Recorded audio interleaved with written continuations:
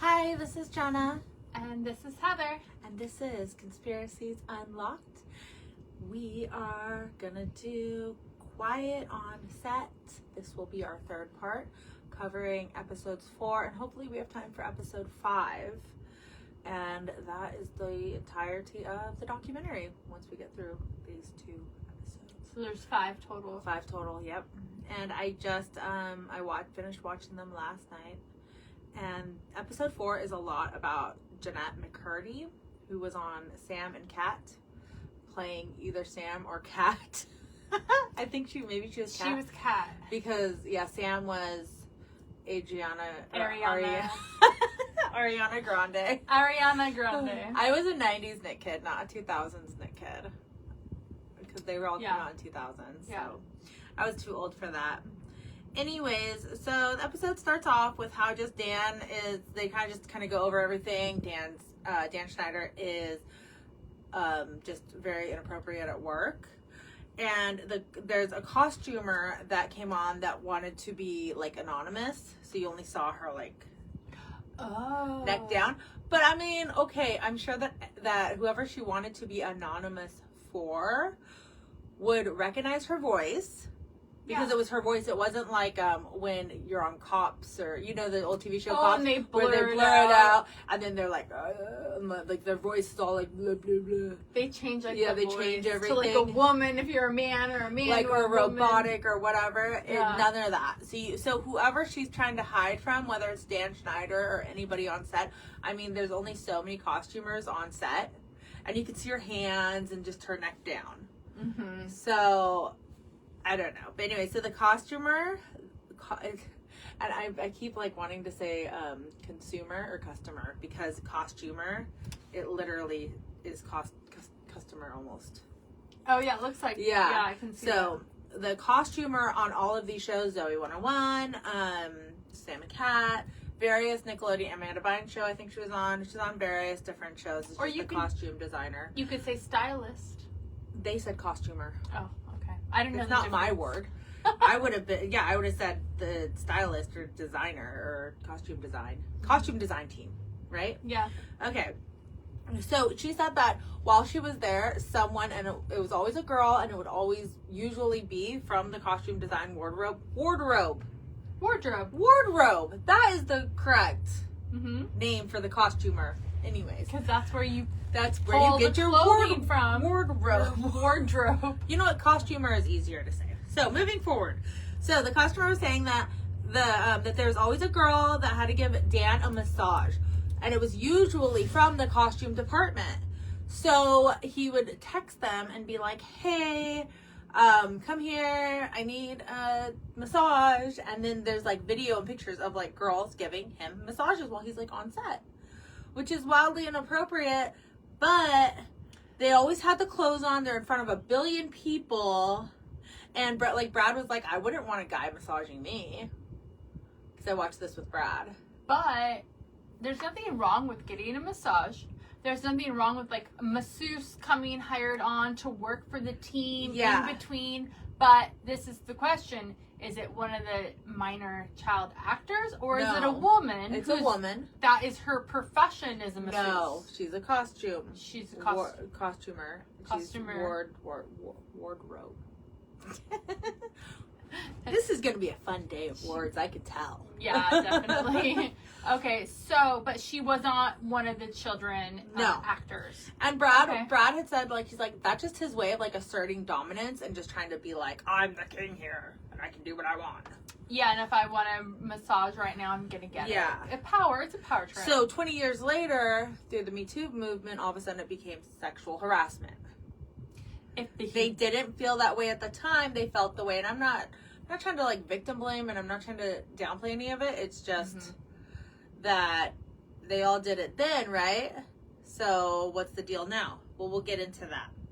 So Nickelodeon should have stopped all this weird shit. Not even just with the massages, but just him belittling him, just any weird shit that's going on. Nickelodeon should have done something from the get-go. I mean, he's been working for Nickelodeon, creating shows since 92? Yeah, there's a lot of stuff that they have seen at this point. And this is 20 years into it, and now they're 20 years of this like horrible behavior that everybody suffered through, and nothing is being done. Well, they didn't want to stop him because he was the golden boy. And everybody knew what he was doing. From California to New York. Everybody knew it. And nobody felt like they could stand up and talk to him about it or tell him to stop or anything. Because if you were in bad with him, then you wouldn't get jobs. He would just cut you out. So they had studios in New York also. I guess. I don't know. They literally said everyone from California to New York. Yeah, but just maybe the industry, like the industry, maybe because there's Broadway and stuff in New York. Yeah, they're all maybe connected. that's all it is. I don't know, but that's what they said. That's what the documentary said. Yeah, no. So Q, Jeanette McCurdy from Sam and Cat, Cat from Sam and Cat. She came out. So how they start her coming into the episode is that they were talking about Dan Schneider getting the 2014 MTV Kid Choice Awards Legacy Award. Oh, that's right. Was he the first, you said? I think he was the first. Yeah, we went over that last episode. And everybody, so the whole stage was filled with like 20 kids.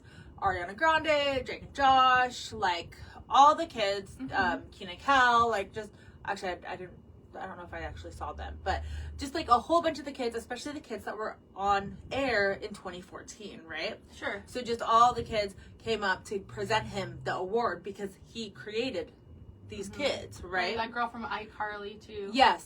Yeah. Miranda Cosgrove? Yes. Or something like that. And I only know her because I liked her on a different show. On Drake and Josh, I liked Drake and Josh. I watched a few of those. But she was the little sister on that one. And she was in Yours, Mine, and Ours with Drake Bell. What about the one, what's the girl's name? Emily Osment. No. I love her too. And she's on Hannah Montana. The one where she played a nanny. Was a girl, oh gosh, never mind, I can't remember her name, but I used to like watching that show with Joey. Oh. It was like the nanny and, not the nanny. Not the nanny. Not the nanny, the nanny. But it was a girl that played a nanny on the show. Oh. What show? Can't remember the name. Never mind. I shouldn't have mentioned it because I can't I thought I had now it's bothering me. What did she look like? She's real cute. Well, that's interesting. Aren't they all on the yeah, they're all cute when they're little. Yeah. Oh gosh. Well, I lost it. All right. I lost it. I totally fumbled that. So, anyways, back to the not VMAs, the Kids' Choice Awards. The stage was full with all these Nick kids that were on air. Jeanette McCurdy was on air. Sam and Cat was like full on doing their thing at that time. But Jeanette McCurdy was not there to support Dan Schneider. Why, you may ask? Just something people observed. Have you read her book? I was just about to say, she came out with her memoir, and I have not. It's called I'm Glad My Mom Died. And the first time that I saw it was in an airport, and I was like, who the fuck is this bitch? Because I don't, sorry, Jenna, I'm not trying to say you're a bitch, but I had no idea who she was. Who is this girl? I didn't even know who she was, and I was like, is that like me writing a book saying something, like, who's glad their mom died? Like, what is going on? Did you read the book? My daughter Isla read the book, and she said it was a really good book. But I didn't get into it with her. She said it was, I believe she said it was sad. Like, it was really well, yeah, sad. because of going through all this, I've learned who Jeanette McCurdy is, and her mom was just a very like stage mom, and would make her do things and do things that they don't need to like do. You know, like push her further, didn't give a fuck, just she's a cash cow for her family and stuff. So, which is so sad that happened. So anyways, in her book, she wrote about an unnamed creator of shows and accused him of doing a lot of things, but she didn't say who. So people are guessing it's Dan Schneider, but obviously she didn't name anyone. No, just people believe it's Dan Schneider, and she's never confirmed it or anything. And in her book, the quote from her book says, I feel like the creator has two distinct sides. One is generous and over-the-top complimentary. The other side is mean-spirited, controlling, and terrifying. And she felt abusive behavior from the producer, which there's only so many creators and producers of the shows that she was on. So kind of process of elimination. Yeah, you can kind of figure it out that it probably is Dan Schneider that she is talking about. And she says that he makes people feel worthless through through names like buffoon, stupid, idiots, dumb, sloppy, careless, spineless. Like, even if they make a minor mistake, it's like, he's angry and he's just like, you're fucking stupid. What the fuck is wrong with you? Even if it's something like stupid, like that you shouldn't blow up so much. So obvious anger issues, and nobody has stopped him, so he just keeps going with it. He's power hungry. Or not hungry for power, but he's just given power and he's rolling with it. Yeah. And as he's snowballing into bigger and bigger and more powerful and more like I can do what I want and nobody's saying shit. Yeah. So, Jeanette said that she couldn't go to that person. She didn't feel comfortable going to that person because the response would not be taken well. Meaning that she wouldn't be able to work anymore probably, or it would get worse. So was there anyone that, not only her, but any of the other children, because she wasn't the only one that felt that way. Obviously, there's multiple allegations. So who did they have that they could go to?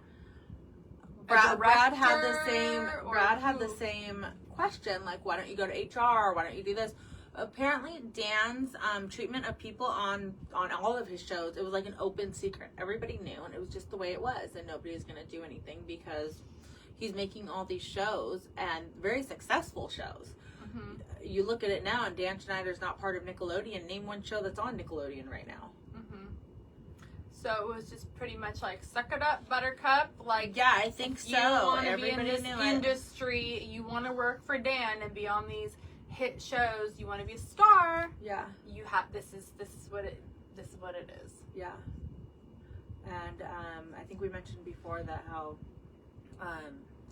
even if they wanted to go to say anything to anybody, it's like everybody knew about it. Like, there's no... there's just... You know what? It's kind of reminding me of the UAPs with the pilots, where it's like everybody knows about it, but nobody talks about it, and there's a stigma. So it's like, who are you going to complain to? Everybody has the same complaint. Nobody else is complaining. Why are you the problem? I bet it made them feel like, oh, well, you can't handle it. Well, she can. Yeah. He can. And there's like a stigma against actually even speaking that out. Remember that, because that exact thing happens later with another actress. We talk about it in the episode 5. Okay. So it just reminded me of the UAP stigma. And you put that so perfect, because I couldn't figure out how to like make the words correct when I was like doing my notes, but that's like perfect how you said it. So remember what you said. Write it down or something. We'll just you won't remember in an hour. I'm just gonna write UAP stigma. Yeah. Okay. Because... So,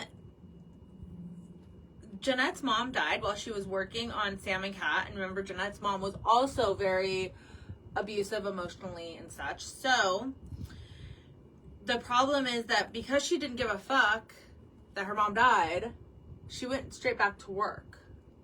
She didn't really take any time off to grieve. She didn't take it like how we would take time off. We would do something. We would, anything. Yeah. And instead, she went right back to work. Because of this, and because of the open, ongoing, obvious abuse and emotional abuse from Dan Schneider, Nickelodeon did open an investigation on Sam and Cat. Oh. And because there was tension on the set, and Jeanette did come back too early, so they were worried that it was like, are you coming back too early because of the pressures that Dan Schneider's putting on you? Oh, yeah. So, after the investigation ended, Dan was not allowed to interact with the cast anymore. However, he says that he just chose to, like be in his office instead of doing that. But Dan has always been very hands-on, very in the mix of everything to make sure, because it's his show. He created it. He's the director. He's the producer. He's everything on the show. So he's always been very hands-on. And all I can say is that Dan Schneider has to be a fucking HR nightmare. Like, seriously. If you were HR for Nickelodeon, I would quit. Like, I'd just be like, never mind. I don't want to do this anymore. Just be a nightmare, like trying to go through all the people and everything. So Nickelodeon just didn't trust Dan to run the show in like a humane way. Mm-hmm. Yeah. But of course, Dan claims he was not barred from working with the actors, but chose to give notes from his office. That was his like quote. So, I feel like, okay, I don't know much, or if anything really, about the role of an executive producer. I mean, especially a director, you have to be right there. Yeah. You have to be How hands-on. are you going to be? How are you going to direct? Yeah. Maybe from an executive producer perspective, you can step back a little bit and still fulfill your role. But ultimately, you have to be able to communicate with the actors, because and be like and see what's going on in the camera and the frame, and you can't just give notes from a distance. It doesn't work.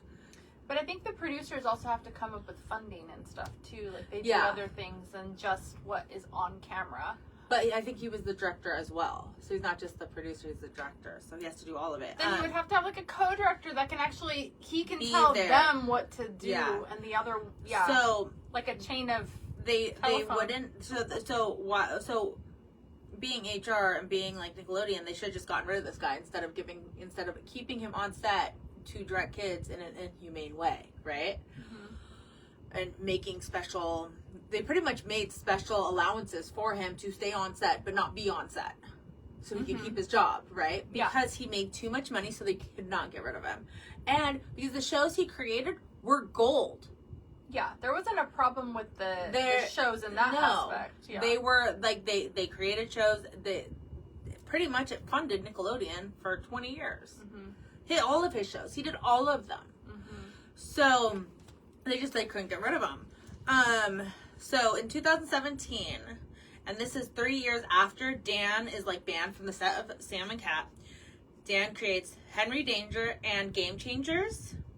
At the same time, the Me Too movement happened. That wasn't that long ago that started. It feels like it was so much more longer, but it feels like it was before President Trump took office, like during the all the debates and stuff. I feel like it happened before.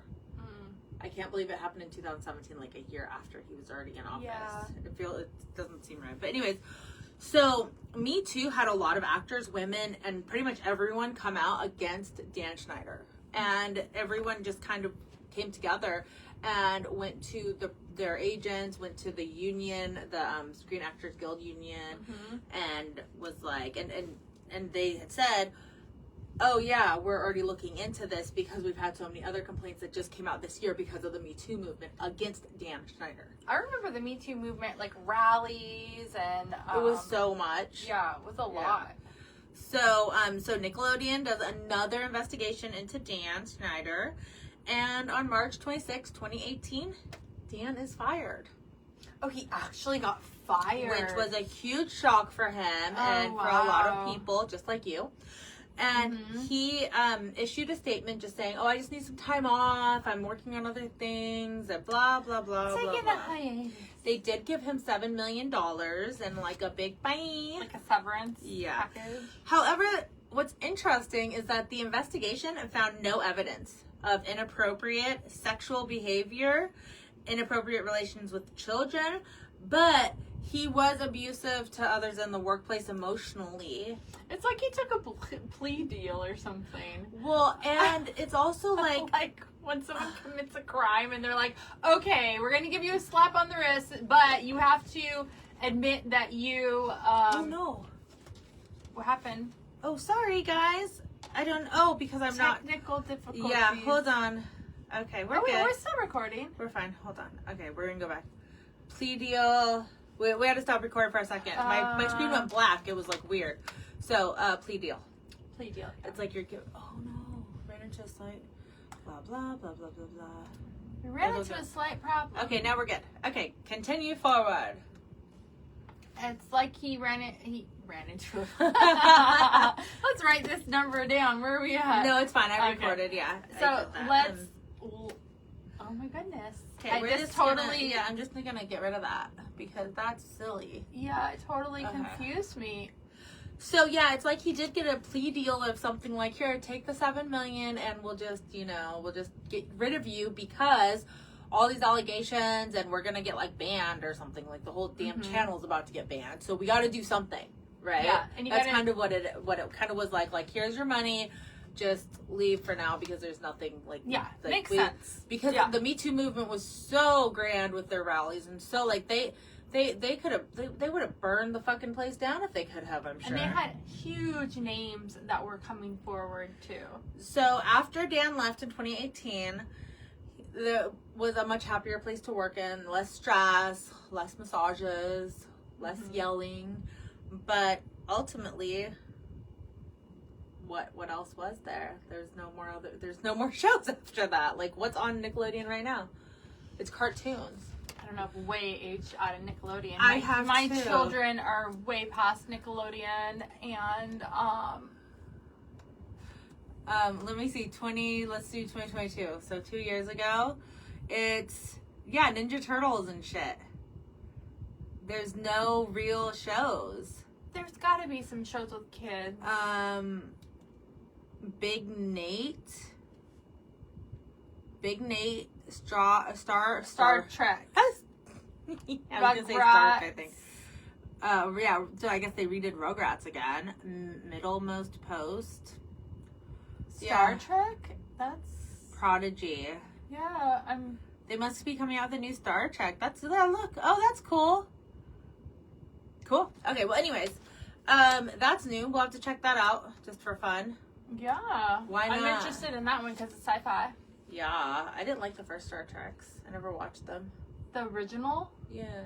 I loved them. I know everything about Star Trek that I know. I learned from Big Bang Theory. Oh, yeah. No, I used to watch Star Trek all the time with my dad and my family. Yeah. I would walk away. So anyway. William Shatner. So then they just, the documentary kind of segued into a bunch of the children actors just saying how working on Nickelodeon, being a child actor, how it affected them. So Alexa Nicholas is from Zoe 101, and she felt like her self-worth was damaged after season 2. That she just was worthless because of the emotional abuse that Dan put on her. That's really sad. That it affected them and her that much to where they felt so low. Raquel Lee Ballou was on the Amanda Show, and she said that it broke her confidence when she got fired. Oh, I mean, that makes sense. If you get fired, that's it. If I'm any job, that's gonna be an ego blow, and your confidence is gonna be like no matter if you're 12 or you're 52. Yeah. So especially she probably took it harder because she was a child and didn't have the emotional maturity to handle what that meant and what that meant for her next. Mm-hmm. But ultimately, and she said that she learned everyone is replaceable, and it took her years to pick herself up from that. And it's like, well, everyone is replaceable, and that's something that you need to learn. You learned a life lesson, honestly. Like, that's not Dan's fault. That is being a human, right? I don't fault him on that. No. So, life lesson, right? Mm-hmm. Leon Frierson was on All That, and he said being a child star hurt him emotionally and physically because he turned to alcohol because he was unable to reach that kind of success again. Once again, not Dan Schneider. That is just being, how many children actors reach the fame of Ryan Gosling? So he peaked at 12 and he never recovered? Yes. Okay. Right? So professionally, that's not Dan Schneider's fault. No. Katrina Johnson, who was from All That. She was really excited for her next chapter in her life. Mm-hmm. She wanted to try college. She wanted to be normal, but she just felt like she couldn't be normal because she had this childhood that was not normal. Which I understand that because that's how all child actors, I'm sure, feel, because you didn't have a normal childhood. So you were forced to either mature early or you didn't get to emotionally mature the right way. So you're now maturing. It's like, when they say that people who go to prison, if they go in at the age of 20, jail or whatever, if they go in at the age of 20 and they get out at the age of 32, they still have the mindset of being at the age of 20.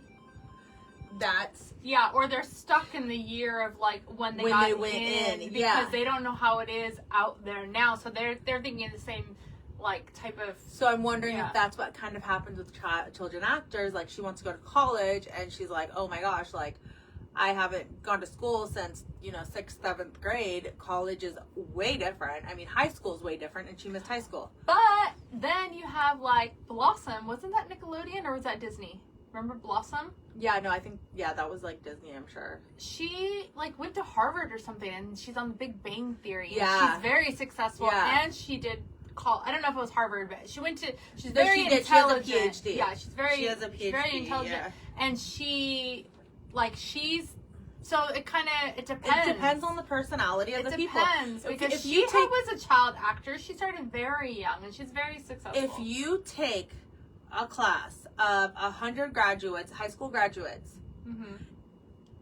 it's probably going to be about the same odds as far as how many PhDs you get, how many this, how much of this. It's all a numbers game. Yeah. And maybe it's worse for child actors, but ultimately, like, you're going to have your drug addicts. You're going to have, it's not just child actors who are drug addicts and alcoholics and feel nothing in their life and feel like they peaked in high school. No, a lot of people peak in high school and they're stuck in their hometown serving bars, thinking about or drinking at the local bars, talking about their glory days of high school parties and football, And they didn't go to... It's such a stereotype, but it's so true. It's true. It's like Napoleon Dynamite when the uncle's like throwing the football, and he's like throwing the football, and it's like... I didn't watch that. Oh my gosh! I didn't watch that movie. Napoleon Dynamite. No, I couldn't. I think it's so funny. I love it. So, moving forward, Brian Hearn said that as a child actor, he just kids are a dollar sign. No one takes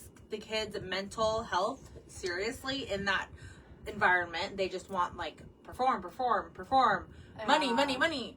They don't worry about then. Yeah. Because now I think there would be more there's probably there's more awareness for mental health. Yes, there is way more awareness. Yeah. And honestly, there's probably an on-site counselor. Yeah. Like on set. I can see that. Yeah. Giovanni Samuels had major self-esteem issues. She was on all of that as well. And she struggled with beauty standards and just didn't feel accepted. And I'm like, dude, I felt that way and I wasn't a child actor. I mean, I know, of course, being on stage during your most awkward years has to be horrific. I'm so glad that I never got to do that. I really wanted to be like a model or something, and I'm so glad I didn't, because I would be the one with the drug addict issues and the alcoholism and all sorts of shit. That's why I always I even survived it. I always think I'm so glad that I had MySpace, but I was older. That social media was not what it is now when I was in high school, because I probably would have had some kind of eating disorder or something. I mean, I was pretty small when I was in high school, but I mean, but still, like, your emotional well-being is definitely tried. Like, in high school, we had AOL Instant Messenger, and that was enough. Like, we had away messages that we could make all pretty and stuff like that, and like that was enough without even any pictures. Yeah, I can't even imagine. No way. But I mean, I think even the adult actresses and actors struggle with that, because you see a lot of actors and actresses that are like not body shaming. Maybe this is just their body type, but they're just like, there's nothing to them. They're so tiny, and it's like, I don't know, eat a sandwich or something, like, and I don't mean that in a bad, like, a mean way. I mean it like, I'm concerned, like, you need more calories, like, to sustain life. You have to have a certain amount of, like, vitamins and nutrients, and you know what I mean? Like, you need to eat. You can't, like, be anorexic. Once again, I think that what she's saying is not Dan Schneider's fault. Not Dan, no. No, that's just a teenage girl plus actor fault. Kyle Sullivan, from all that, said that he was, that it was a toxic environment. And even though the abusers were getting arrested left and right, well, it was the two, Brian Peck and Jason handy. But they got arrested within like a few months of each other. So even though people are being spotted out like on the sets, like on the same production company, on the same, you know, set and everything, that the show just kept rolling. Like, it made him have serious trust issues with adults because it was like, what the fuck? Like, people are literally being abused. People are being arrested, and we're just pretending like nothing is happening. Yeah, I mean, there was actual, like, sexual abuse happening. Yeah. So if they came forward with that kind of information, I would be very sympathetic and very understanding. But these other things that they're saying, it's not. It's just life being a child actor. Yeah. Like, that's what I think. Drake then made his statement, and he said that he did get sober, then he went back to alcohol, trying to get rid of the demons. His demons were just hard to work through. He did a lot of self-destructive behavior. He ended up filing for bankruptcy at one point for $581,000 that he owed. Taxes or something? Yeah. So, yeah. But Drake is different. And that's not even Dan Schneider's fault, because he was said that Dan Schneider's the only one that was there for him, and he's blatantly come out and said no. Like, that he didn't experience that kind of abuse with him. Yeah. Yeah. So, kid stars, like, just don't make it out a lot. Like, don't make it out, like, good. You know, they obviously, like Amanda Bynes and different people. Well, the whole industry just uses them. Yeah. For whatever they want. And the children, they just don't grow normally there, like emotionally normally, mentally stable normal. Like, any stability is not there. Most kids will get into drugs and alcohol, and they just can't get that to the, like, maturity that they need for the transition from the teen to adult.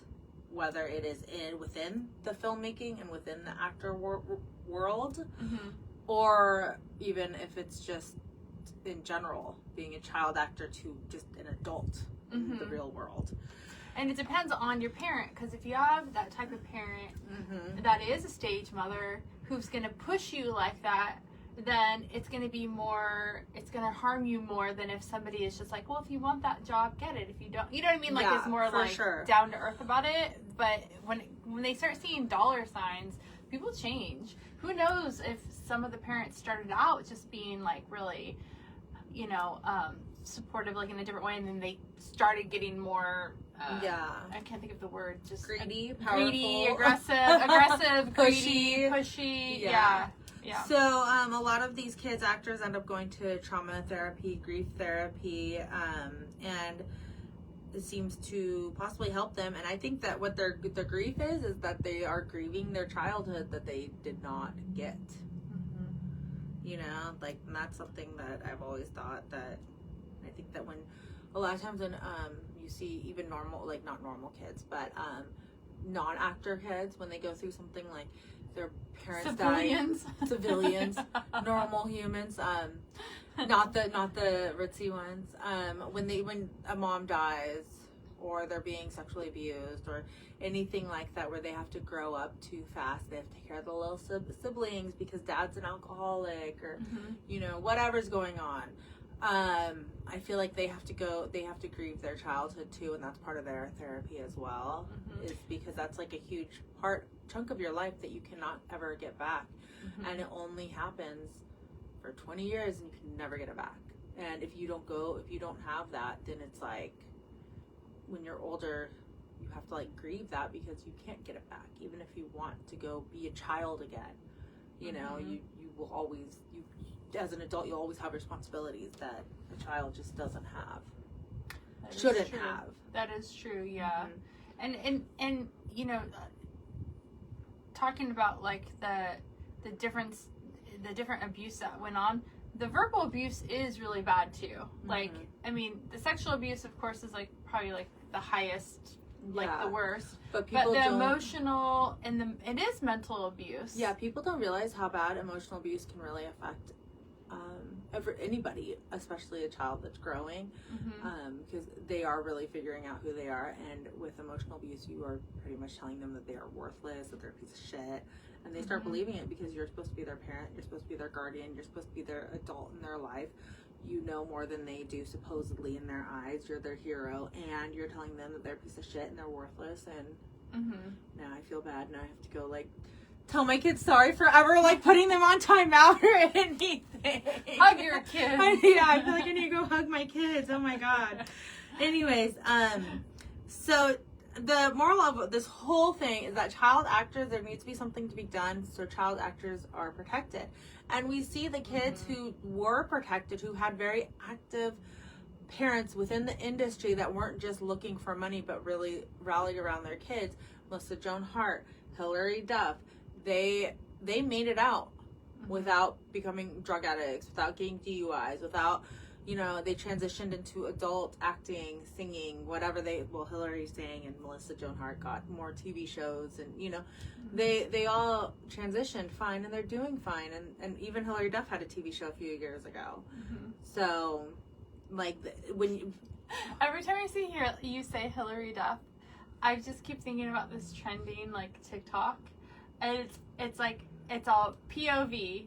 When Hilary Duff gave us Nothing But Everything, and it's like when she did her iconic dance to the song, oh God, I can't remember the song, but she's doing a performance and she's dancing, and it's just so, like, there's no energy. Her face is like totally stone. Really? But I haven't seen it. I love her. But it's like perfect, and it's like, oh gosh, I'll find it and I'll post it because it's actually really cute.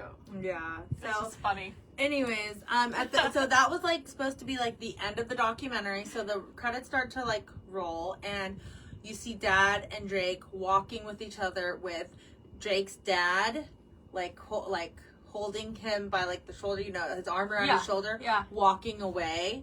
Aww. And it just, like, gave me chills just because the dad was just so upset with everything that happened with Drake and stuff, and, like, Dad's, like, super emotional, and that's his baby boy. Yeah, I mean, and like, he obviously tried he's not to a baby, protect but, him. He tried to protect him, and you know, failed. I mean, he didn't fail, but the people around Drake really failed. But anyways, so that was supposed to be the end of the whole documentary. 4 episodes done, right? Well, now here comes episode 5.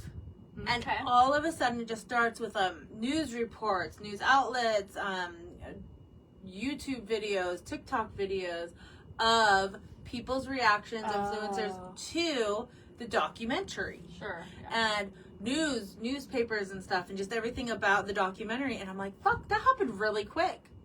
Because this episode came out like a week ago, and the whole documentary came out like 2 weeks ago. Oh, people binge watched that in like one day. Yeah, but they threw this whole next episode together like that. And this episode was just about everybody's reaction, and even like the All That stars that came on to like do interviews, their reaction to it, Drake's reaction to like the public's reaction, like their reaction to the public's reaction. Oh wow! And I love when people do like reaction videos. Yeah, it's a reaction to the reaction of the reaction. That's a lot of reacting. And we're doing a reaction to the reaction of the reaction. You know, this is like, I feel like it's like a dominoes game. Yeah, we're like, it's like almost like we're like in the, not Matrix, but like we're in the web. We're in something, I don't know. We're literally on the web, in the web. So the way this episode is, it's more like a Dateline episode. There's an interviewer. It's almost like when you watch reality shows, and then at the end, like, they do their like finale episode, and then they just like talk, like, how did you feel when this person happened with this? Oh, sure, yeah. Yeah, like that. The conclusion. So, the conclusion episode. So that was kind of what was happening. Soledad O'Brien was the interviewer host that was asking questions. So she starts just talking to Drake Bell. And of course, when you watch Dateline 2020, they're like very like on it. Like they just get straight to it. So she's like, why did you want to participate after all these years of being quiet?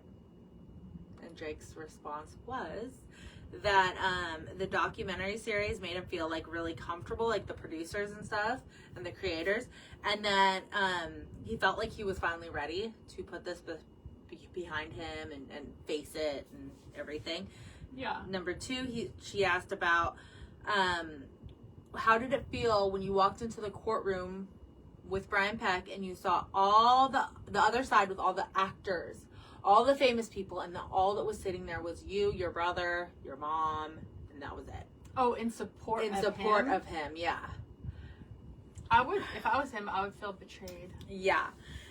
And then she goes on to say that Ryder Strong and Will Friedle's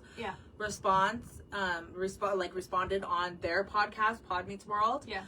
And how they were just like, oh my gosh, if I'd known, I wouldn't have done that. Or even once I heard, they showed a clip of Will Friedle saying, as soon as I heard the mom say Drake's mom say to Brian Peck, you have all these people, all this money, you have all Hollywood supporting you.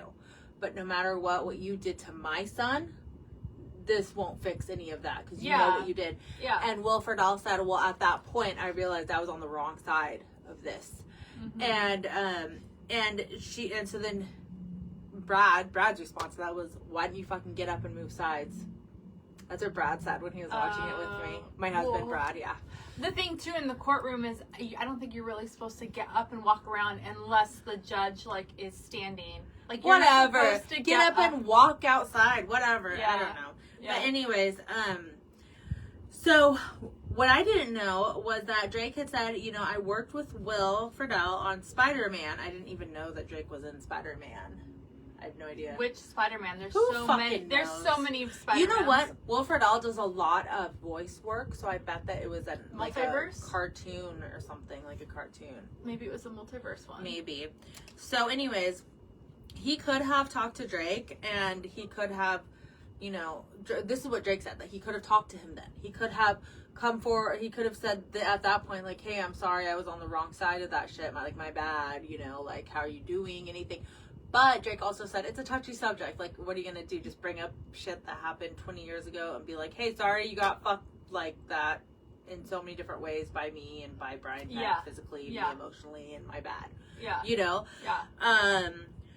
But meanwhile, what was interesting is that Drake said that out of all 41 people who did write letters on Brian Peck's behalf, nobody, not one, has reached out to Drake. Not one? Not one. Out of 41? Out of 41 people, not one. Maybe they're embarrassed. And they were, at this point, everything's out in the open. And the producers of the documentary had to go out and petition to get the letters from the court. To release the letters from the court to find out who wrote them. Oh, it wasn't public. It wasn't public information until the documentary came out. Oh. Yeah. So I thought that all the court documents are public. No, not for a minor. It's a minor. That's true. Yeah, sealed. So then she goes on,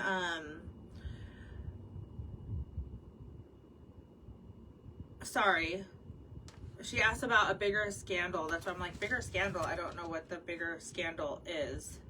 I'm like, why am I saying you forgot your this? Notes. I did. Forgot your notes. Oh, that's what. Okay, so she asked about why wasn't this why wasn't this on media? Why didn't I hear about this when it was going down?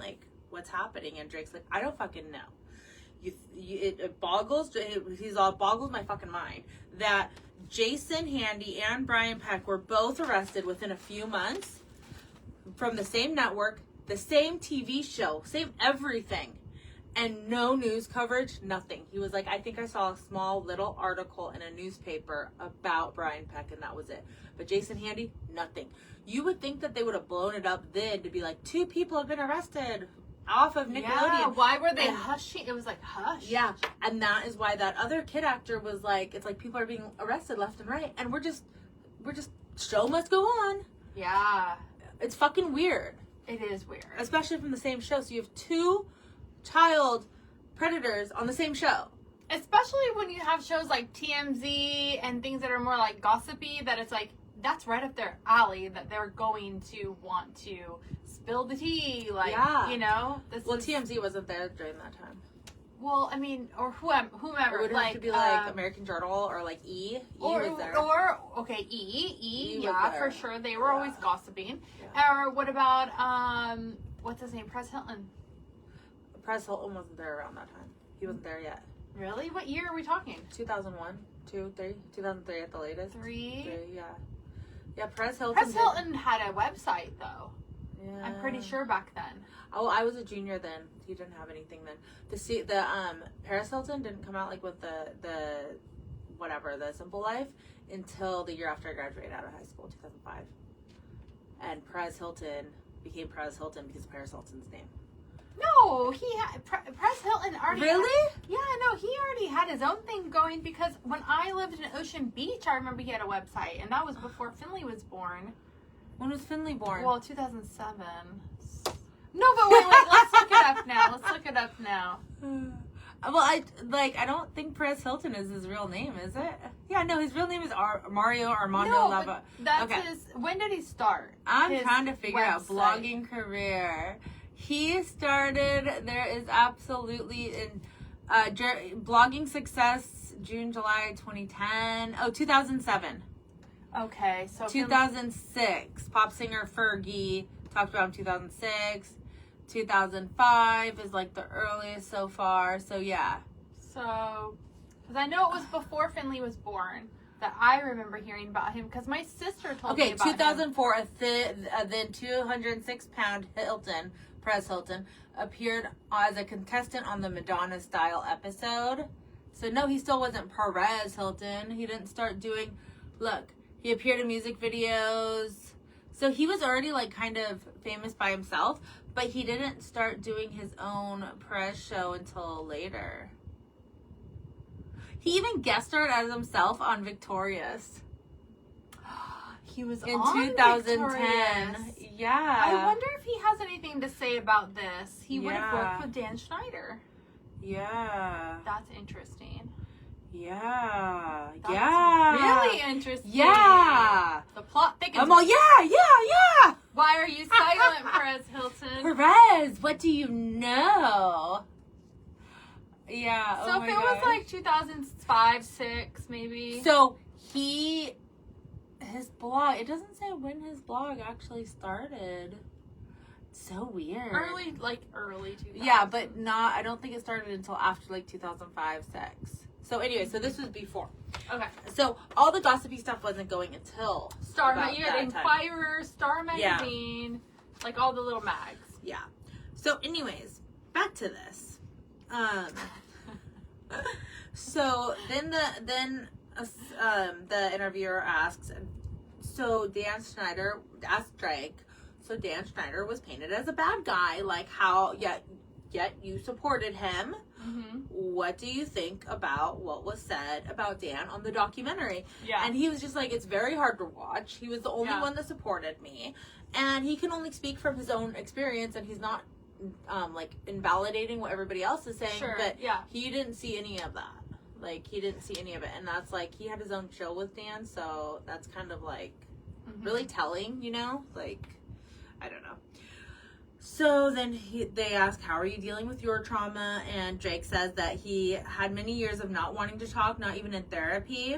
He started to really spiral in life, and then he finally went to rehab, and he literally had therapy from like 8 a.m. to 10 p.m., like 12, 14 hours of like, you know how that is. Well, I don't know if you know how that is, but when you go to places like that, you have like therapy of like group therapy, individual therapy, all these different types of therapies and different like things. And in group therapy, that's what really helped him, because he realized he wasn't alone, that there was other, not just actors that went through this, but other people as well, like that he could finally talk and people understood him and kind of knew where he was coming from. He felt like he wasn't alone for once. Yeah. So he realized that his DUI, that while he did, it was his decision to get a DUI, he realized that the reason like that it goes deeper than that, and that Brian Peck, that whole situation and the assault and all that is what led him to get to that place in his life, if that makes sense. That makes sense. But he's like, he's taking... For what happened to him was like a huge thing. He's taking accountability for it, but now he's able to find the root cause of like why his life spiraled and what is going on so he can fix it. And I think that doing this, I personally think doing this documentary really was one of those healing processes for him. Kind of like the last thing after he's gone through therapy, all these years of all of this, 20 years of just figuring it out. I think that this probably was like, you know, getting the cast off, you know, or like ripping the Band-Aid off, just the last little bit, like the scab has come off. We're all done. We're healed. We're good. So, and then he asked he was asked how his relationship with his parents were. And he said that, since the documentary, him and his dad have had like a fantastic relationship. Oh, that's good. And he said that they actually started recording the documentary like a year or two ago. So, yeah. So, and he said that it's just like all better now. They're great. And mom always had an incredible relationship the whole time. And Jake said that there were a lot of people going after mom, like we were in the last episode. Like, what the fuck? Why did mom allow him to be near Brian Peck? Why was he alone? Why was he staying there on the couch? When Brad specifically stated, do not let him around Brian Peck. And then she's like, here, Brian Peck, have my child. Yeah, have fun, guys. Yeah. So he said that mom, since the documentary, that his mom has just been like put through the ringer pretty much. And he said that she probably already put herself through the ringer. Yeah, and he said that Brian was very calculated, and he really gained everyone's trust, including his mom's trust, and was like very sneaky, stealthy. He's a sweet talker. He's just those type of people. They ingrain themselves into these kids' lives, and they make friends with the parents. They make friends with everybody, and they make it to where they can be alone with the children, and everybody feels safe about it. And that's exactly what he did. Oh, well, that's what they say about like serial killers too. Like a lot of them are really like charismatic.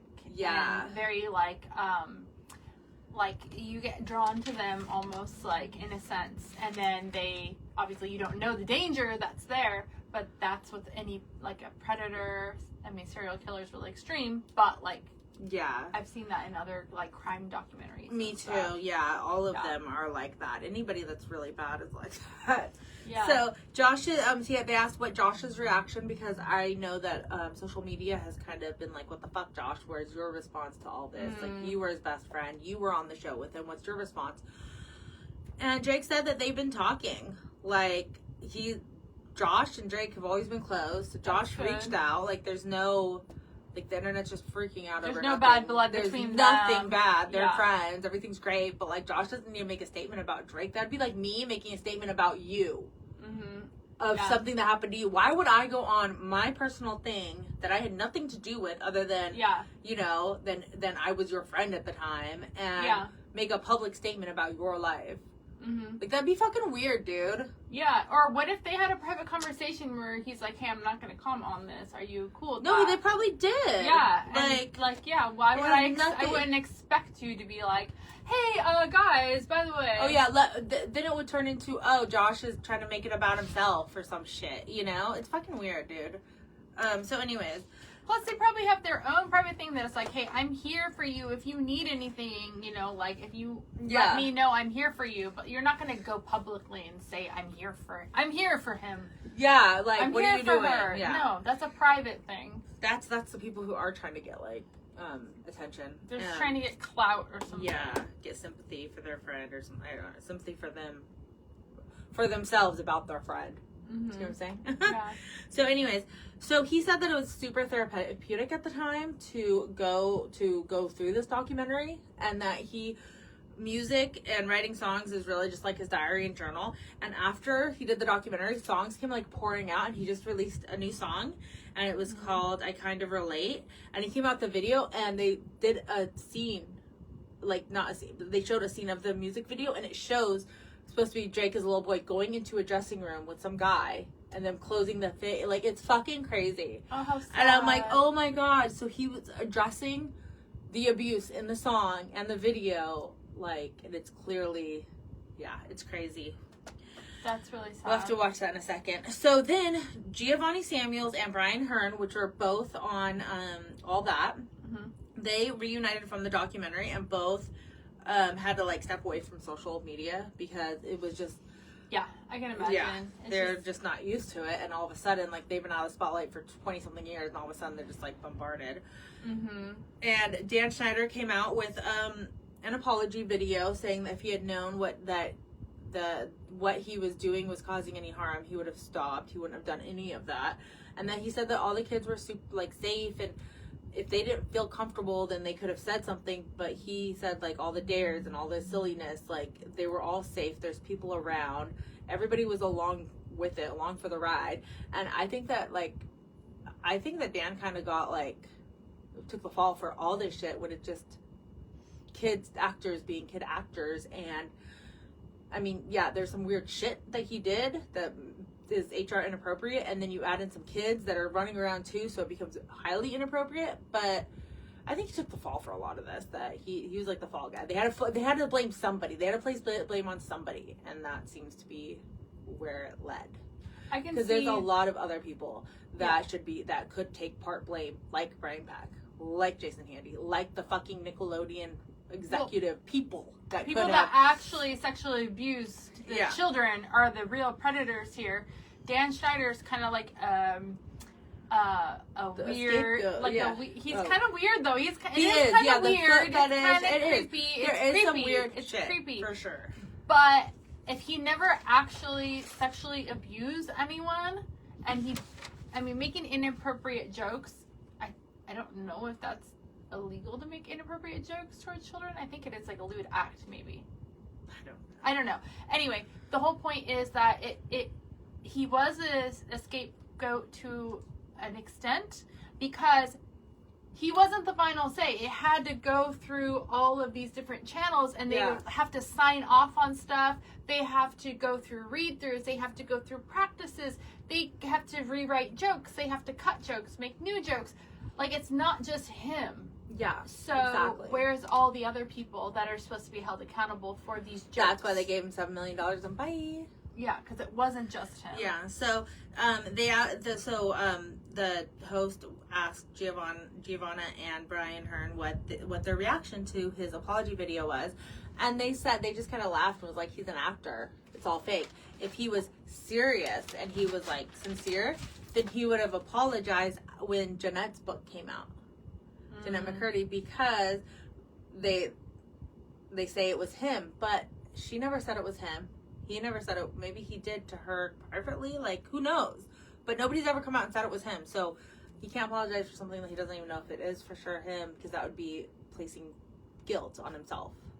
Yeah. That would be kind of stupid to do.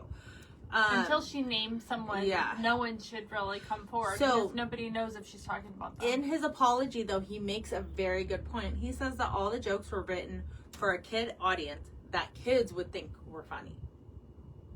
Then, now 20, 30 years later, adults are watching these shows and having issues. But then they're made for kids to be funny. And kids laughed at it. Kids liked it. They did test groups and everything. And some of the kids wrote the jokes.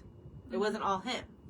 And Brian said, without all... the kids are looking at it from an innocent perspective, and the adults are putting the sexual connotation on it. I can see that, where some things are kind of borderline. What's interesting, though, Brian Hearn, who was on all that, one of the kids, said, without all those jokes, what would you have? You just have commercials. There'd be no TV show. So... I mean, they would have jokes, but they just wouldn't be Amanda Bynes sucking toothpaste off of Drake's toes. So, yeah. But they even addressed that. I mean, that's weird. The hostess said, did you think that they were funny? And Giovanna was like, no, that wasn't funny. And she's like, no, at the time, did you think it was funny jokes? And she's all, no, they weren't funny, like, whatever. She wasn't getting it. She was, like, avoiding the question, trying to, like, answer as her present self, instead of answering it as her 12-year-old self. Yes, exactly, during the time. And they just kept being like, well, we didn't understand what we were doing. Well, no, because you thought it was funny then. When you were 12, you're looking at now, like you said, through an adult mind, and it's not funny, and you didn't know what you were doing then because you didn't have an adult mind. You had the innocence of that. There was no, it wasn't that, you didn't look at it in that manner. So then Brian was like, the foot stuff was like super crazy. He did address all that, But he said that during filming, everyone was laughing. All the kids, like, everybody was laughing. The adults, the kids, everybody. Like, it was, like, nothing. But it's only weird because I know that people have foot fetishes. I didn't know that people had foot fetishes when I was 12. Yeah. I never would ever think about a foot like that back then. And then I mean, I don't even think about it like that. I just know that people do. So it's like, in that sense, it's weird. So Giovanna and Brian, the two people that are being interviewed, they're both black. And they felt stereotyped, but Dan says that he was very diverse racially. Because he had a lot of, like, My Brother and Me, Cousin Skeeter. There was very racially diverse. Like, it wasn't just all white kids or it wasn't whatever. Like they were the only two black kids on the entire network. Nickelodeon set, yeah. Like there but was for all that, they were the only two black kids. Well, I mean, but there's only like 8 kids total, so they're 20% of it.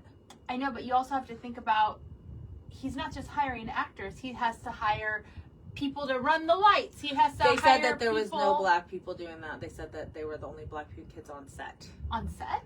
Like, even, they said that even, like, the cameraman, the wardrobe. Writers, like, I don't know. All of it, yeah.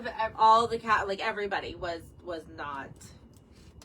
But we don't know. That's all. Like, I don't know. I'm not going to go through every freaking name and go Google their faces. Mm-hmm. So, they asked if Giovanna had spoken to Dan Sense, and she said that he reached out a week before the documentary aired, and he asked if she could give a quote of support because he didn't know that she was in the documentary at the time. Wait, who is this for? Dan Schneider. No, I mean, what was the actress's? Giovanna. She was the all that Giovanna. girl, Okay, yeah. But what's interesting is that, remember how Dan Schneider decided to come back, one of the last shows that he did in 2016, 17, 18, whatever, was Henry Danger? Oh, yeah. She came back to do that with him. Oh, she did? Oh, yes. And she told him on the phone, no, that she would not do a quote of support because she's terrified of him. But she willingly worked with him yes. again. Years later. In 2018. Yeah, that would have been, yeah. Mm-hmm. So, yeah. Brian, I don't know if I would want to face my abuser. Yeah. You know what I mean? And take a job if it was like, bad. You know what I mean? Yeah, exactly. There was a Shane Lyons that was on all that, and he started to get interviewed, and he said he wanted to be like Chris Farley, and that he thought this was a stepping stone to do that. Okay, yeah. And on the set, he was actually on the set with Brian Peck, and the Brian Peck was very like charming and stuff. Mm-hmm. And Brian Peck was cast as an adult who was a cast member. Like he was on the show. Mm-hmm. But he's an adult. He's 20 years older than these kids. Yeah. So they were like, oh, cool, there's an adult that's like one of us. So yeah. He really put himself in. And he said that his reaction to like the whole Drake thing was like absolutely gut-wrenching for him. Mm. And Brad was like, fuck that. That's not gut-wrenching. That's horrific. Like, what the fuck? That's your reaction? I'm a gut-wrenching and horrific. Yeah, like Brad's reaction was like, that's not that whatever. He didn't say horrific. He said something else. I know, like, yeah, something was so like the whole time Brad's just like, what the fuck, through the whole like he didn't even want to watch this, but he got so sucked in and he's just like, what the fuck is wrong with people? Yeah. So and what's his name? Shane Lyons also said that he was he felt really lucky and blessed that it didn't happen to him. But there was definitely like passes from Brian Peck looking back. No. That Brian asked him if he knew what blue balls were when they were alone in a green screen room set thing, and he's like 13 or 14 years old, and he's like, I don't know, like racquetballs or something. I don't know what they are. Oh wow. Yeah. And see, I think that is like a form of sexual abuse. Yeah, and it makes like zero sense for them to be talking like that because he's like 40 years old and this kid is like, or he's like 35 and this kid's like 13. Yeah, like before. What are you doing? Before, remember I said I don't know if that's considered like a lewd act or if it's illegal, but like yeah, that is sexual abuse. That is sexual. I don't know the correct because term they're for alone together. Yeah, like no, there's a lot of other things. Or grooming, if anything. It's like get these ideas in their head and then you want to. You know, I don't look know. at my blue you balls. Want to see them? Like, who knows? Yeah, exactly. So, Shane Lyons said that they need to update the law so that no sexual offender can be like on set ever again. Right now, as long as a parent is there, parent or guardian, they don't even do background checks on people that are on set because there's a parent or guardian supposed to be there all the time. And he said that all they do is shift all the blame, which is what we were saying, that they just keep shifting the blame. They don't, they just pick a scapegoat. Nobody's accountable. Yep. And I just wanted to say that Shane is hoping for a real change, and that Emma Schwartz and Mary Robertson were the directors of Quiet on Set documentary, and they just really wanted to get all the truth out, and that was the whole point of the documentary. Yeah. And that is the very end of that documentary. So we're all done. Wow, that's a lot to take in. Yeah. That is a lot to take in. Yeah, it's 3 episodes of horrific child abuse that we were watching laughing at our entire childhood. Yeah.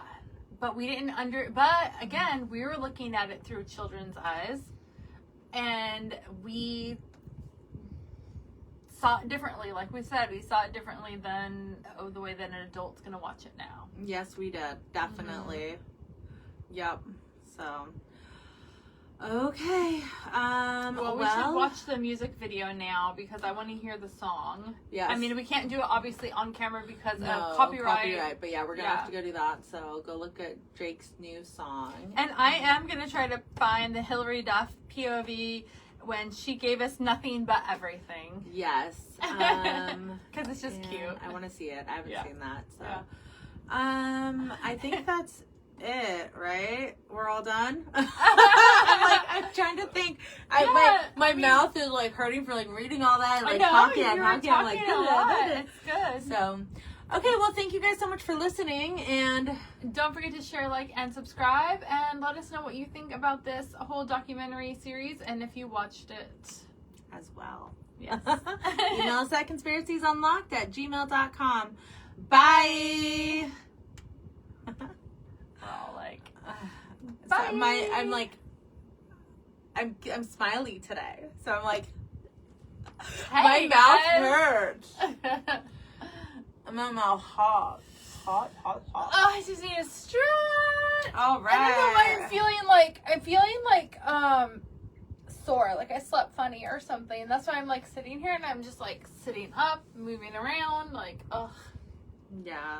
Okay. Well, that's how I'm feeling. We should say hi to some people. Hi, Craig. Hi, Carlos. Hi, Frederick. And I can't see anybody else's names right now, but thank you for watching. I can't see that much shit like you can, and I have like the whole dashboard in front of me, and I can't see anything. How much empty space is up here? You just touched my thing. You're lucky you didn't. You're lucky that you didn't. Oh my gosh, I forgot we're recording. We are recording. I'm trying to end it. Now I'm trying to end it. You're lucky we didn't end it. So my laptop is a touch screen and she's not used to it. So I try to touch her screen and it doesn't work, and she tries to touch mine to point at things and it clicks things away. Mine's not fancy like that. Yeah, mine is. Mine's newer though. I just got mine. We should do a little smile before we end so that way we don't have some weird... I can't end right now because you took me away from how I end. I don't even know how to get to it anymore. All right, I'm here. Okay.